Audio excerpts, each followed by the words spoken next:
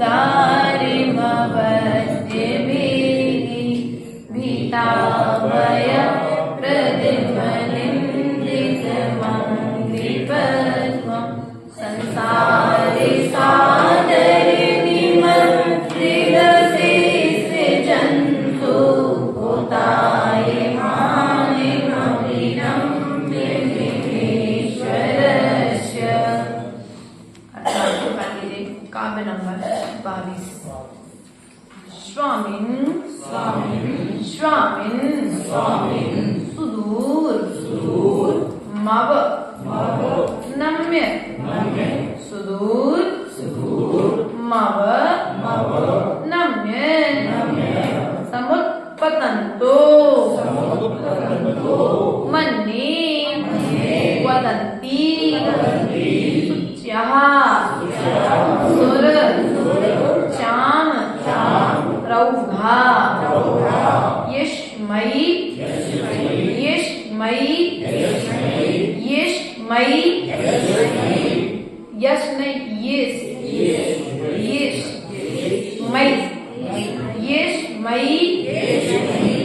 नतिं with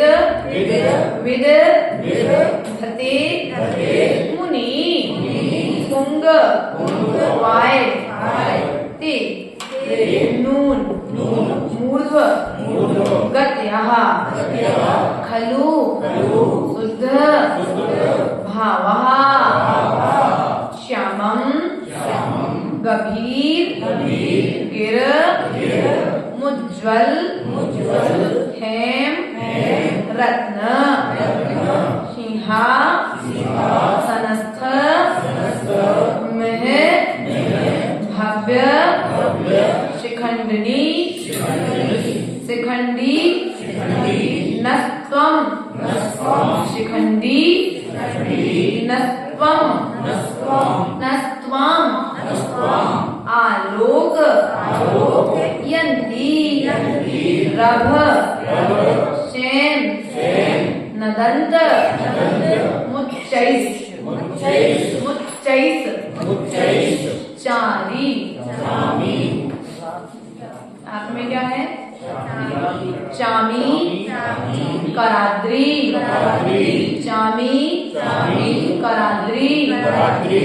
सिर शिव नवांबू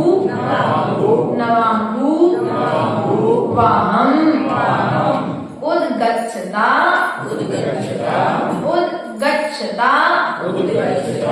तव क्षिति युति मंडलेन लुप्त तच्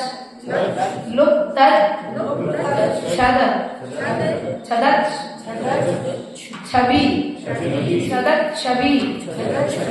रशोक तरुर बभुव सानिध्यतोपि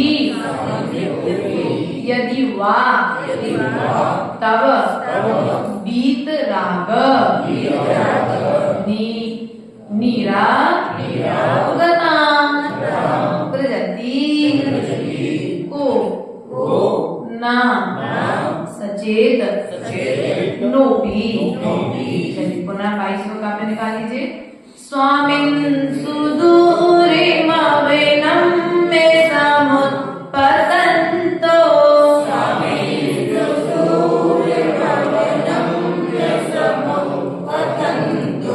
मन्ये वदन्ति शुच्या सुरचामेरौघा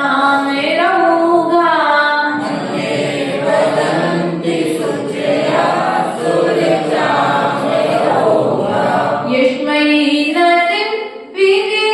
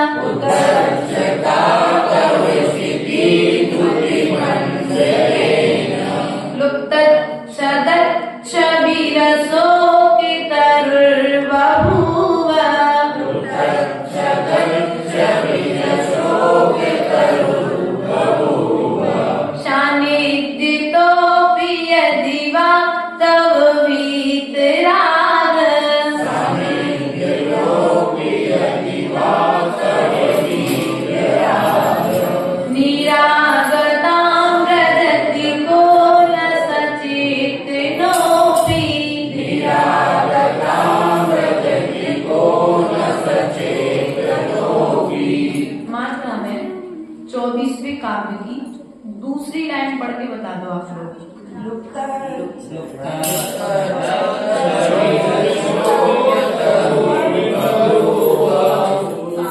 देर सुना ना सर प्लीज।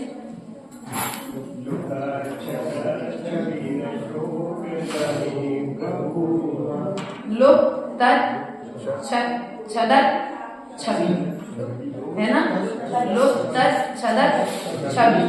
क्योंकि प्राय करके कल्याण मंदिर में 2-4 शब्द ऐसे आए हैं जिनको देख करके और सुन करके व्यक्ति सोचते हैं कल्याण मंदिर बहुत पूरी हो जाए इसकी बात है ना।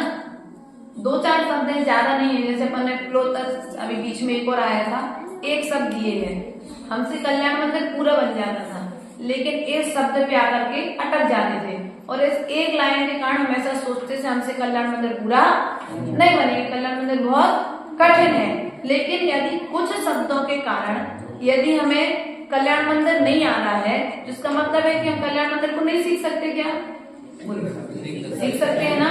और ऐसे ही आप जैसे संसारी प्राणियों ने भी कुछ ऐसी मान्यताएं बना करके रखी हैं कि 2-4 शब्द हमें नहीं आते हैं तो हम ये चीज बहुत कठिन है, अब इस कार्य को हम कर नहीं सकते, ये चीज हम सीख नहीं सकते हैं। बल्कि ऐसा नहीं है, पुरुषार्थ करने पर वो शब्द भी हमारे मुख का विषय बन जाता है, हमारे सरल उच्चारण के रूप में आ जाता है। चलिए यहाँ पर 22वें काव्य का अनुवाद करते हुए आचार्य भगवंत कुमुद चंद्र स्वामी यहाँ पर कहते हैं कि स्वामिन सुदूर मव नम्य समुत्पतंतो।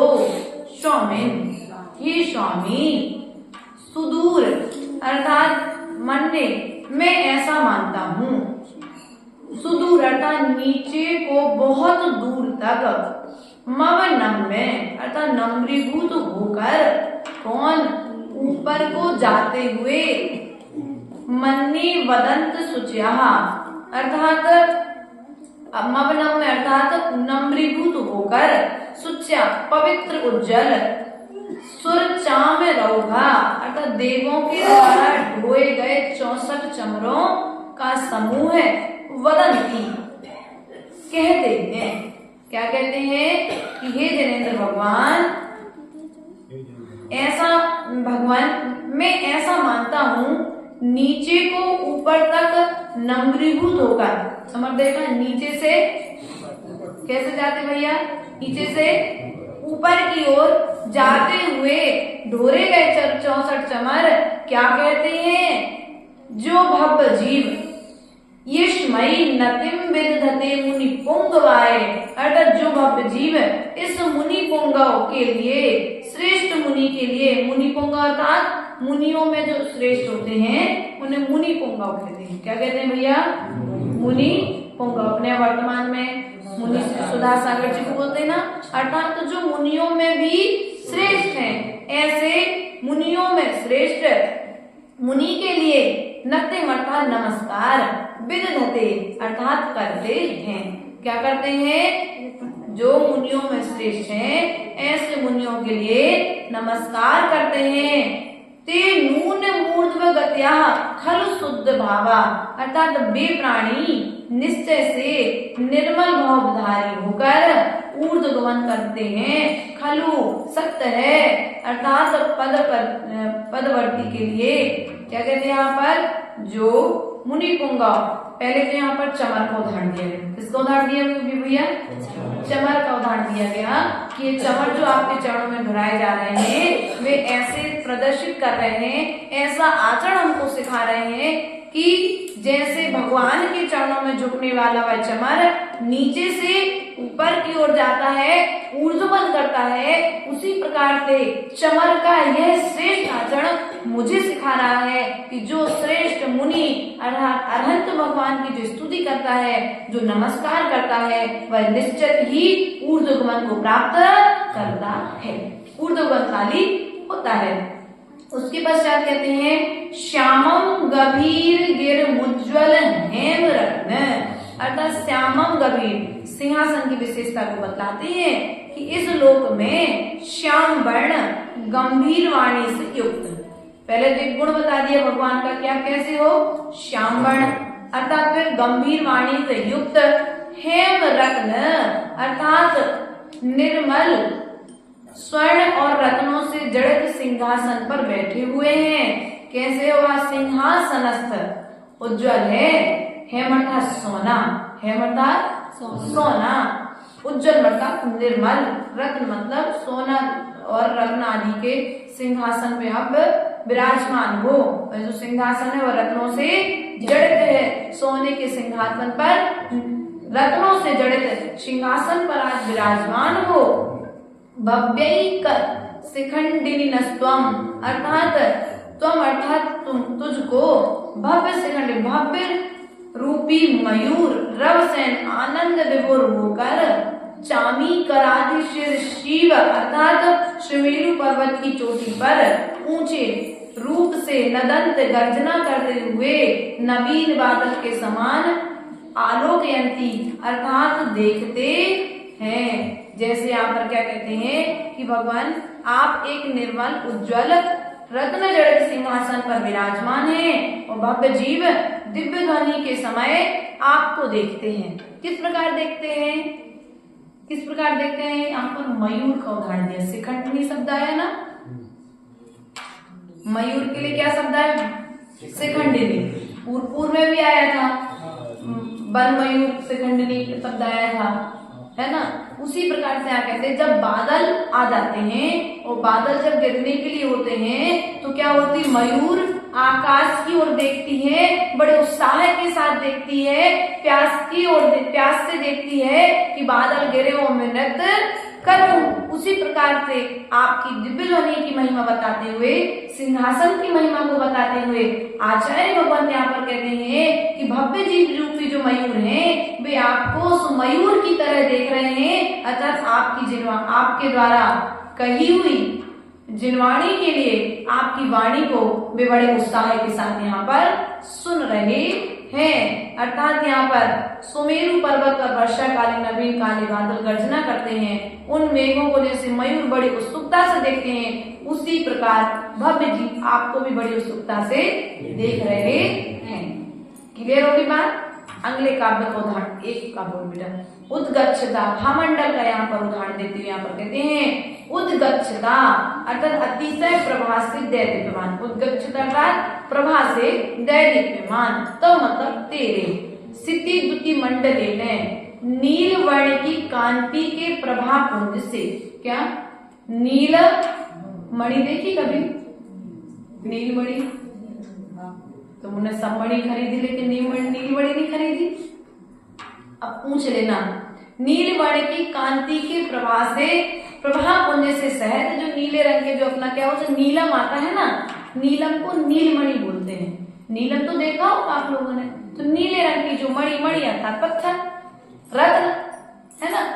पहले तो मूल रूप में तो उसको पत्थर है क्योंकि पृथ्वी का एक है, फिर उसके बाद साथ वो मणि अर्थात अपने उसमें अपन अंगूठी आदि में उसको धारण करते हैं ना, इसलिए मणि नील वर्ण की कांति के प्रभा पुंज से क्या है?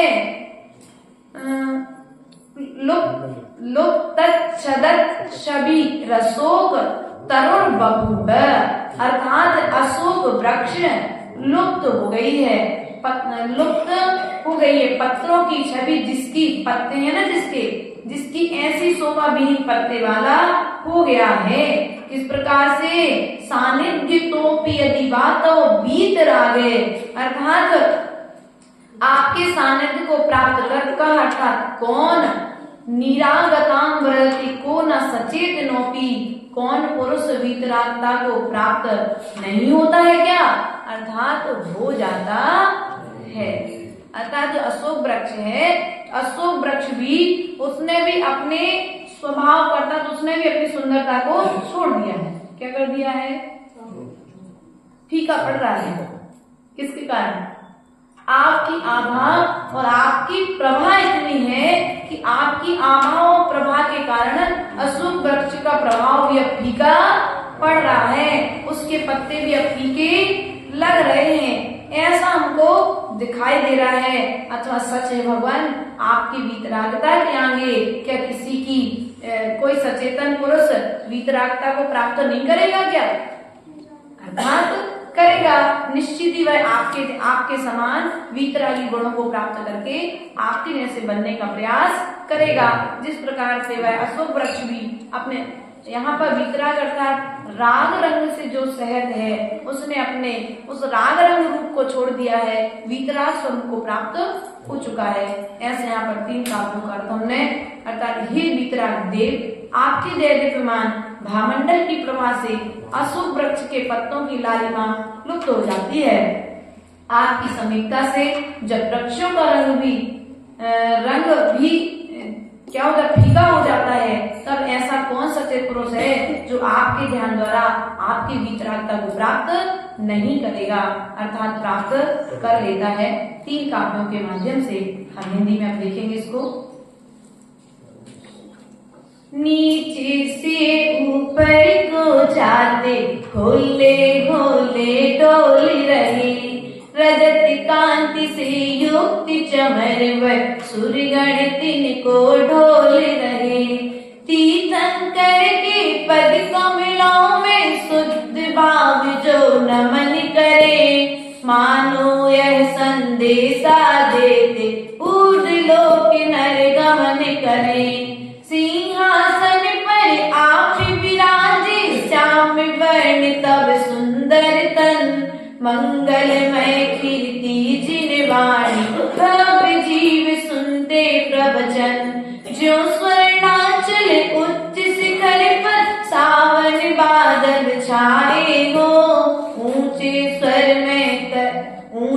स्वर से गर्जन सुनकर वन मयूर हर्षाए हो। फूट रही किरणें ऊपर को नील वर्ण भामंडल से, फीका पड़ता तरु अशोक व प्रभा पुंज नव मंगल से। बीत राग के चरण कमल में रागी रंग क्या होता ना, अरे सचेतन कौन पुरुष वह बीत राग सा होता ना। बोले पारसनाथ भगवान की जय। आजा भैया।